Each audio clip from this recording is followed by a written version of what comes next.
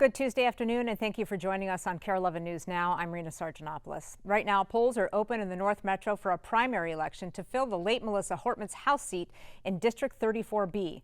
There are 3 candidates on the DFL side: current Brooklyn Park City Council member Christian Erickson, former Brooklyn Park City Council member Shai Lee, and Hennepin County Prosecutor Erickson Say. The lone Republican is Realtor Ruth Bittner, who will face the winner of today's primary in the general election. The district, though, is heavily blue, covering parts of Brooklyn Park, stretching up into Anoka County. Former Speaker Hortman was a DFL party leader. And you may remember earlier this year, the parties ended up tied in the House 67-67, which led to a power-sharing agreement. This primary and the special election to follow on September 16th will determine if those tied-up margins will continue. Voting, by the way, ends at 8 o'clock tonight. In St. Paul, residents in Ward 4 will elect a new city council person today. 4 people are running for the spot left open by former St. Paul City Council President Maitra Jalali, who resigned earlier this year to focus on her mental and physical health. New details coming out today about that cyber attack in St. Paul that took the city services offline for 2 weeks. The city confirming who's behind the attack, that they did demand a ransom, and that the stolen data was posted online. Jennifer Hoff has the details of who's behind that attack and the impact that it is having on our capital city. Sunlight may shine over St. Paul, but the dark web is taking over too. We detected this intrusion on July 25th. Mayor Melvin Carter confirming today the ransomware group Interlock attacked the city 2 weeks ago that even ethical hackers know well, like Ian Coldwater. Interlock specifically is opportunistic and financially motivated.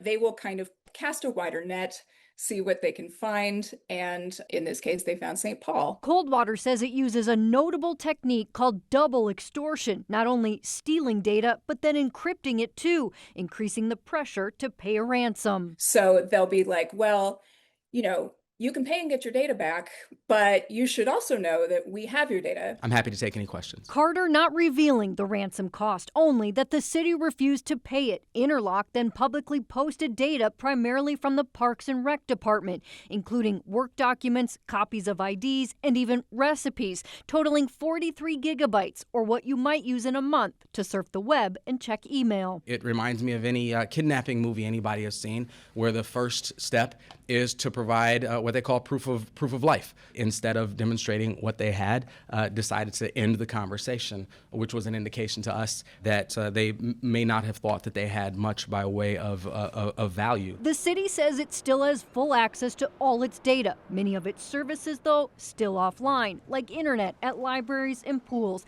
as thousands of employees are required to now reset their passwords to keep that darkness from creeping in. It's not just you. Lots of cities have been targeted. Lots of users have been targeted.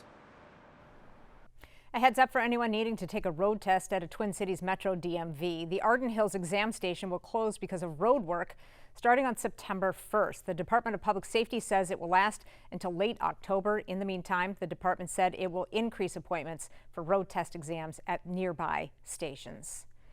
Today, we are learning more about the incident at Tetaguchi State Park, where a Twin Cities man died after jumping off the high falls. The Lake County Sheriff's Office said the man jumped off the 63 feet tall waterfall into the Baptism River, but did not resurface. Minnesota Department of Natural Resources deployed an underwater robot, and the victim's body was recovered about 2 hours later. Authorities say the man was 54 years old, but are withholding further information until the family can be notified. New this afternoon, we just got a mugshot of the man police say shot and killed 3 people in Austin, Texas in a parking lot in broad daylight. Investigators say Ethan Neinecker was also the man who stole 2 vehicles when trying to evade police after that shooting. So far, charges against him have not been filed, but police have said he struggled previously with mental illness. Right now, a motive for that shooting is still not clear. In the last 24 hours, the man whose conviction was overturned in the murder case of a Minneapolis North student appeared in court ahead of his retrial. Cody was already convicted of second-degree murder, but an appeals court ruled that videotaped statements he made to police were inadmissible and tossed his conviction. Ahead of the November retrial, Lou Ragoose explains this time around prosecutors could have even less to work with. The mother of murdered star student athlete Deshaun Hill is tired of courtrooms, to say the least. This right here it's just starting it all over again. It's all the emotions just coming right back. But when Cody Forencamp, the man already convicted once of murdering Dee Hill, stands trial again in November, Tuesday Shepherd says she and her family will be there. Yep, and the ones that couldn't be here, they still here with us in spirit. The Minnesota Court of Appeals overturned Forencamp's conviction over an issue with his police interrogation. On that tape, Forencamp puts himself near the murder scene and changes his story repeatedly. It was an incriminating piece of evidence in the first trial. The appeals court says it can only be shown to a jury if an officer testifies that there was already enough evidence to arrest Forencamp when the interview started. But now, Judge Julie Allen won't let prosecutors hold the hearing necessary for the officer to do that. The appeals court will decide soon whether she should hold that hearing. Otherwise, Forencamp's second trial will not include that evidence. For him to say he didn't kill him still, it's crazy. Everybody's seen it on camera. His defense attorneys are also asking Judge Allen to toss out the photo lineup where witnesses who saw the gunman in distinct red sweatpants picked out Forencamp. All important issues for the criminal case, but exhausting for the victim's family. I'm hurt. I'm trying to grieve. He's playing with my family. He's playing with us. He just needs to go sit down, do his time. He know he killed him. And just go to jail. Do your 40 years. Today, a Twin Cities teen is facing criminal vehicular homicide charges after a crash that killed an 11-year-old girl. The incident happened in February in Independence at the intersection of County Road 6 and 110. Charges say 18-year-old Connor Iverson was using his phone when he sped through a stop sign and crashed into an SUV. 6 people were in that vehicle. One of them was Liliana Locano, who died after the accident at the hospital. Currently, Iverson is in jail on a string of other crimes, including allegedly stabbing someone in Golden Valley 2 days after that crash. Happening right now, Elon Musk is threatening to take legal action against Apple, claiming it allegedly violated antitrust laws. Musk said that Apple is keeping his company's artificial intelligence app, Grok, low in the rankings on the Apple App Store. The tech giant wrote on his X page that Apple makes it impossible for any other app to be ranked above ChatGPT, ChatGPT, the OpenAI product, which is currently #1 on the top free apps section. Musk alleged that Apple is playing politics when it comes to ranking AI apps and said that his company will take immediate legal action. Today, the National Guard troops arrive at Washington, D.C.'s Armory after President Trump announced the federal takeover of the Capitol on Monday morning. It is a move Trump says is needed to tackle violent crime that is out of control. But those who follow the numbers say they don't understand the president's argument. Ken Erdahl has more. This morning, President Trump declared a public safety emergency in Washington, D.C., with plans to federalize the police, at least temporarily. I'm announcing a historic action to rescue our nation's capital from crime, bloodshed, bedlam, and squalor, and worse.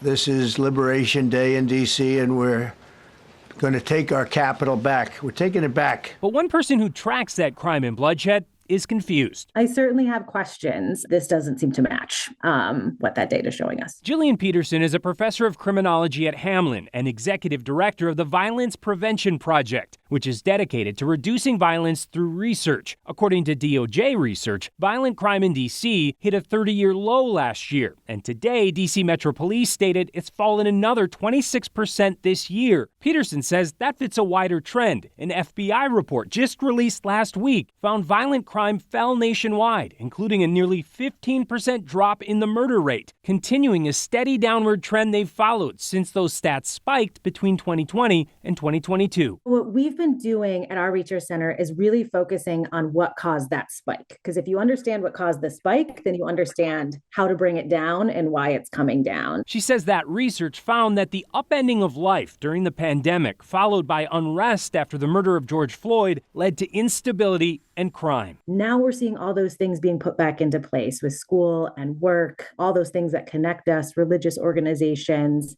and changes in policing. And so it's hard to say exactly what it is, but it seems to be working. We truly are coming back down. But the White House contends it's not enough, asserting today that D.C. still had the 4th highest homicide rate in the country last year. And the president isn't ruling out a similar response in other cities. We're not going to let it happen. We're not going to lose our cities over this.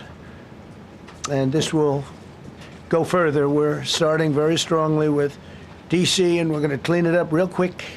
very quickly, as they say. We really need federal data. We need federal research. Federal firearm tracking would be amazing. We just have such a lack of federal data. So it's really hard to know what's working, what's not working. It's unclear here why we're using these resources in this way at this moment, especially with this huge report coming out last week saying we're at record lows in terms of violent crime in this country. During his press conference, President Trump suggested a similar approach could be used in other big cities across the U.S. Here is what the mayor of Chicago had to say. Though we take these threats seriously, we will not bow down or succumb to his tyrant rage.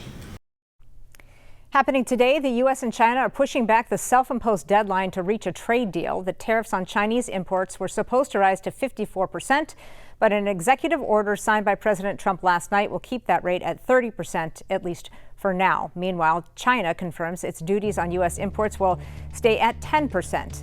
The tariff amounts will remain in place for another 90 days as negotiations continue before the new deadline, which is now November 10th. Stick with us. More news and weather coming up after the break.